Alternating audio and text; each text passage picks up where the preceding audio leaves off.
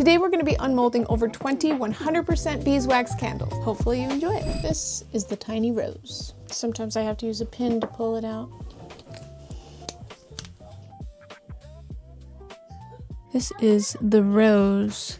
This is one of the most difficult ones to unmold. You have to go very, very slow and be very, very patient.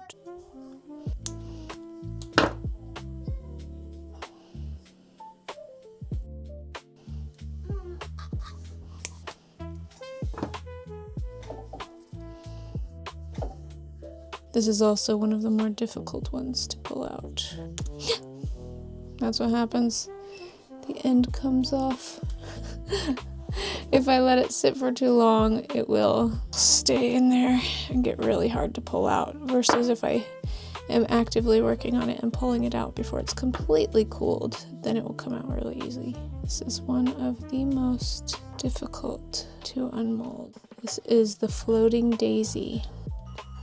This will actually float in water. Got another rose here.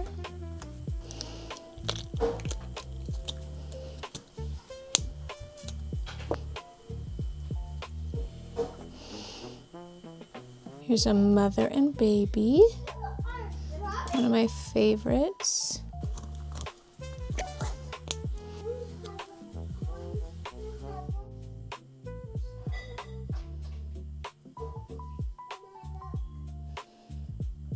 This is our log pillar.